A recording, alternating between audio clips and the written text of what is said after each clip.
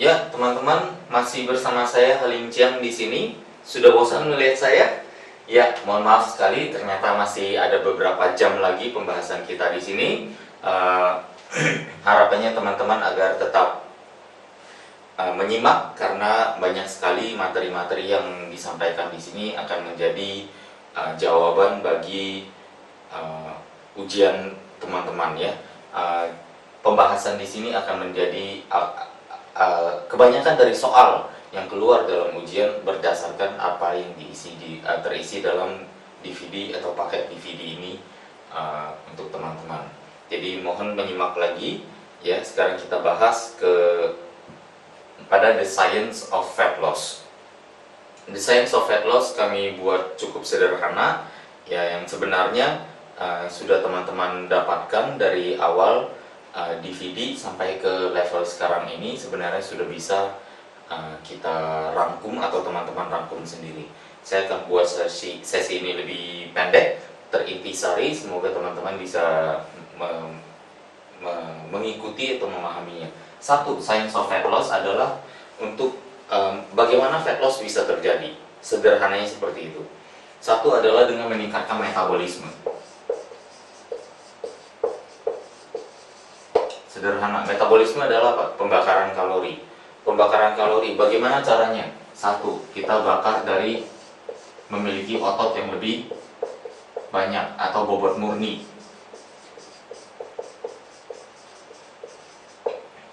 Yang lebih tinggi.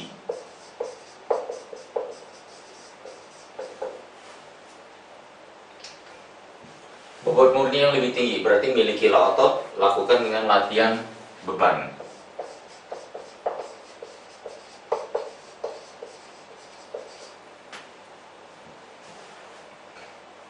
Apalagi, bagaimana caranya meningkatkan metabolisme? Berarti lakukan juga aktivitas latihan kardio. Hal selanjutnya, bagaimana lagi meningkatkan metabolisme yang kita ketahui?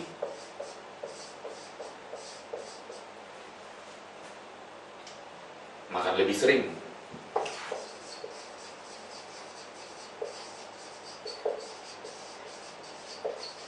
Makan lebih sering akan membuat tubuh kita senantiasa terus memproses makanan.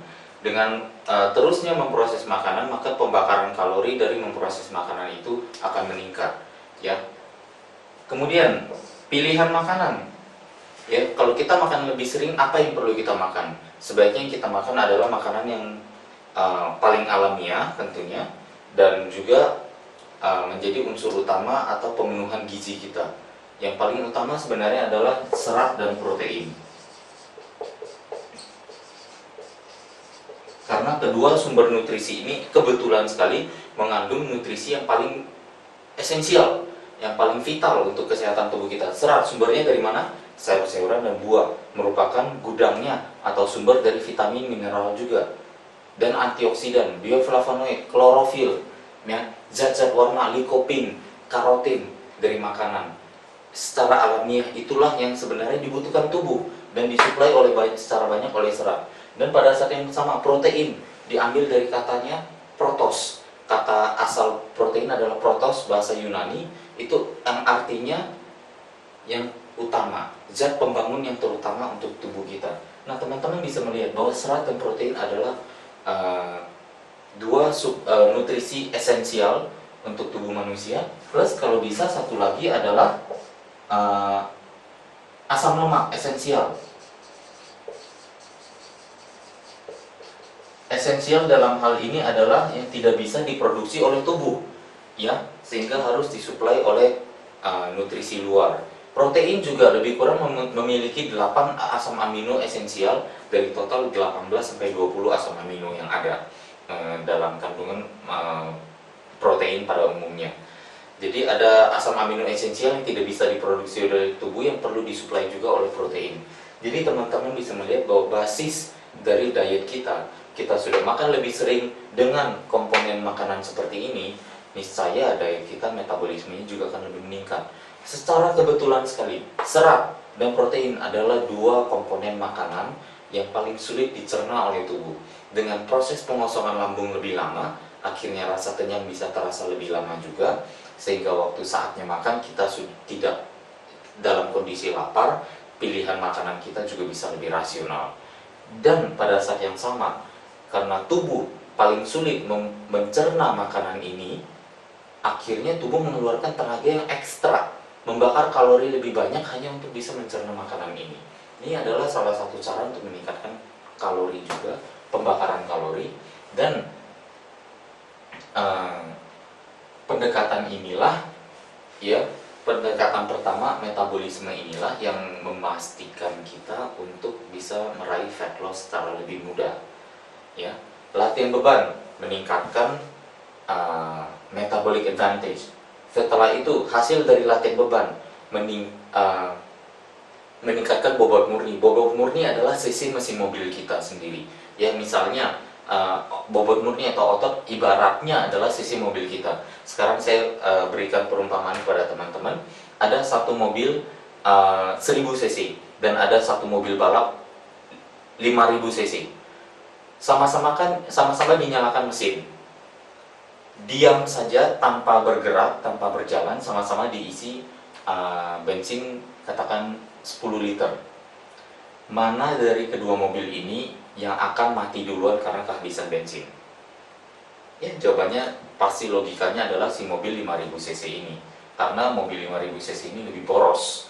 Nah, itulah analogi dari otot di dalam tubuh kita. Seperti cc mobil kita lebih boros makanan, berarti lebih gampang energi makanan kita habis, jatah makanan kita masih tetap bisa tinggi.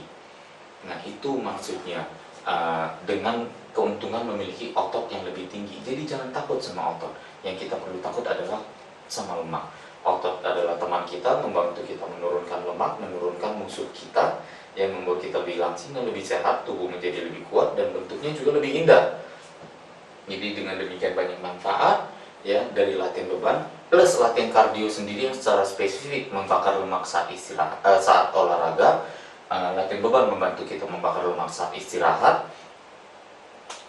Jadi kesempatan kita membakar lemak jauh lebih banyak lagi, makan lebih sering meningkatkan metabolisme kita, tubuh kita mengurai, dan tentunya makan makanan yang begitu esensial, penting sekali bagi kesehatan kita, tapi ternyata secara kebetulan tubuh paling sulit juga mencernanya sehingga mengeluarkan energi ekstra.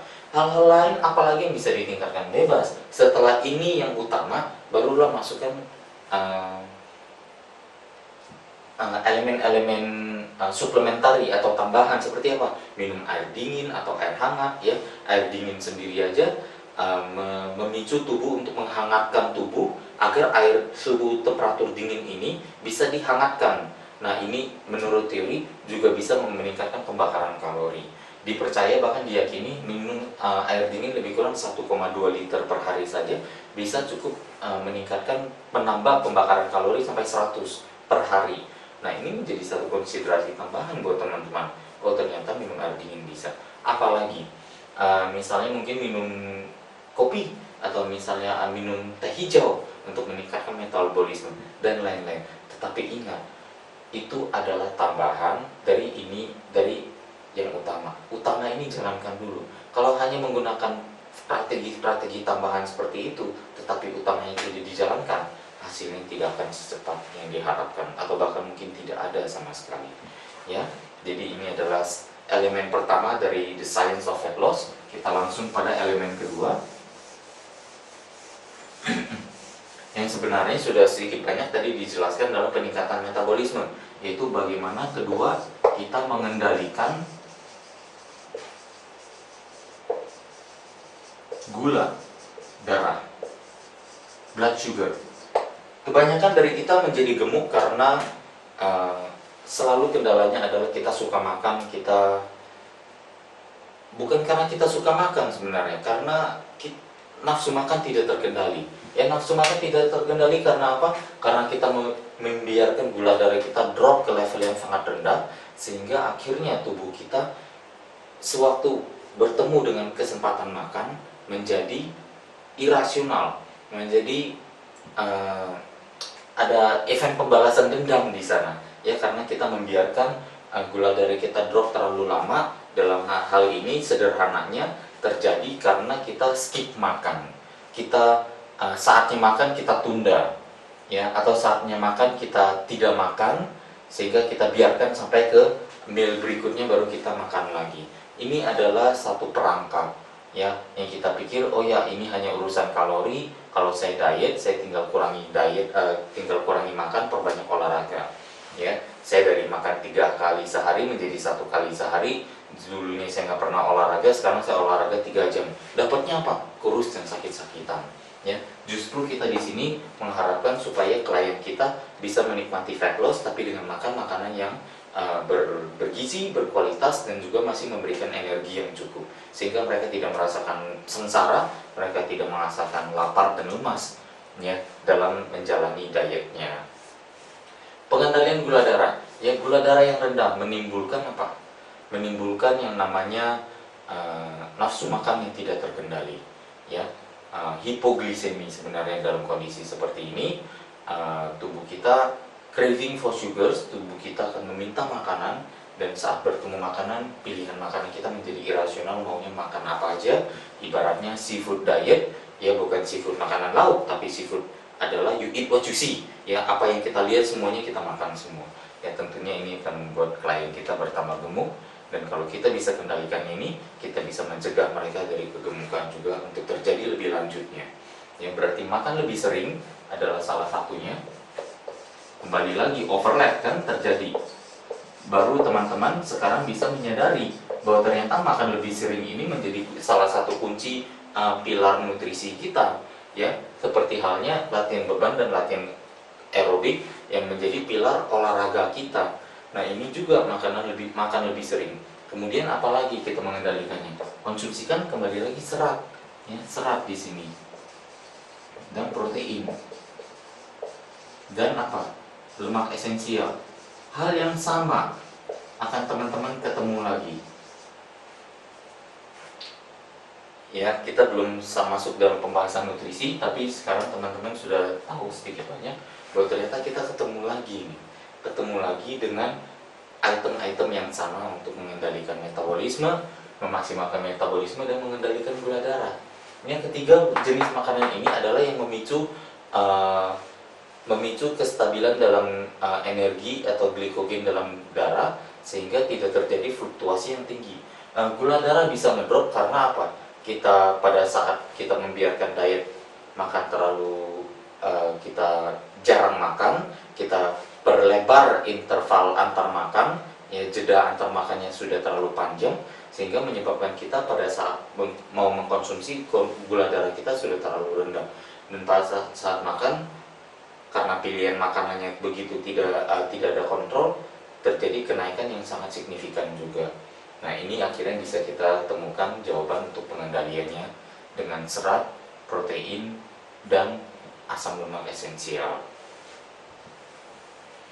Elemen ketiga dari The Science of Fat Loss adalah untuk memastikan dalam olahraga dan dalam setidaknya untuk dalam olahraga, ya, setidaknya make sure lemak yang terbakar. Garansikan lemak terbakar. Bagaimana kita menggaransinya?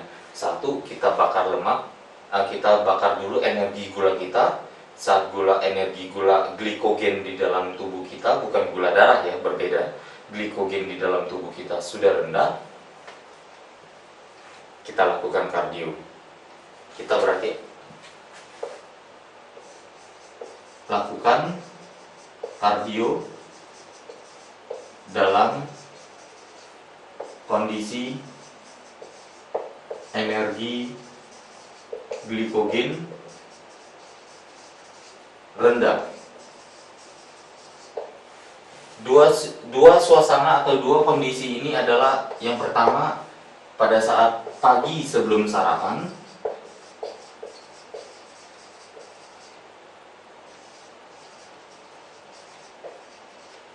atau yang kedua sesudah latihan beban.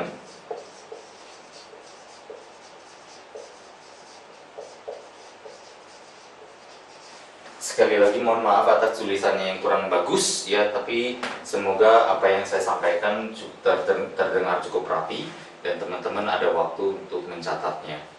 Jadi untuk membakar lemak, ya pastikan harapannya menggaransi membakar lemak di saat olahraga. Secara teoritis adalah urutannya sebagai berikut.